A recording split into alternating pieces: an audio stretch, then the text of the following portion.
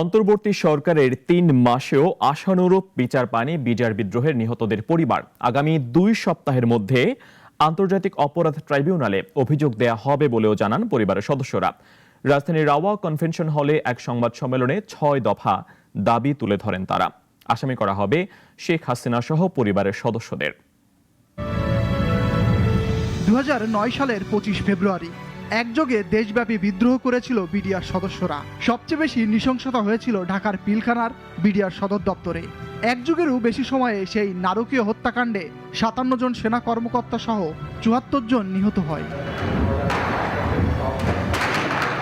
সেই সময় ক্ষমতায় থাকা তৎকালীন প্রধানমন্ত্রী শেখ হাসিনা সহ বিডিআর বিদ্রোহের পেছনে সরাসরি ভারতের ইন্ধন আছে বলে অভিযোগ করেন বিডিআর বিদ্রোহে স্বজন হারানো ভুক্তভোগী পরিবারগুলো। বাংলাদেশের সেনাবাহিনীর এই বীর সেনাদের হত্যার ঘটনাকে নানাভাবে মিথ্যাচার ও ভুল তথ্য দিয়ে জাতির সামনে একটি বিশেষ ন্যারেটিভ উপস্থাপন করে ঘটনার নেপথ্যে নায়কদেরকে আড়াল করার সকল আয়োজন করা হয়েছে।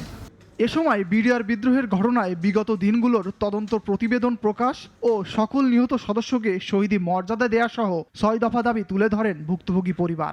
মিলিটারি অফিসার যারা তৎকালীন ওই সময় ঘটার সময় গুরুত্বপূর্ণ পজিশনে ছিলেন, এই ধরনের মিলিটারি অফিসার যারা ছিল তাদেরকে আমরা অ্যাকিউজ করব এবং আমরা জানি যে এখনও তারা বিভিন্নভাবে অনেক ইনফ্লুয়েন্সিয়াল পজিশনে আছে।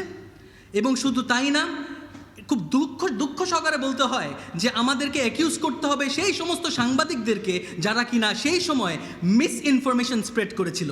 জুলাই আগস্ট বিপ্লবে ছাত্র জনতার ওপর গুলি না করায় সেনাবাহিনীকে ধন্যবাদ জানায় বিডিআর বিদ্রোহে স্বজন হারানো পরিবারগুলো। ফজলে রাব্বি, নাগরিক, Dhaka. Double million offer Walton fridge কিনে পেতে পারেন ২০ লক্ষ টাকা, রয়েছে কোটি কোটি টাকার নিশ্চিত উপহার।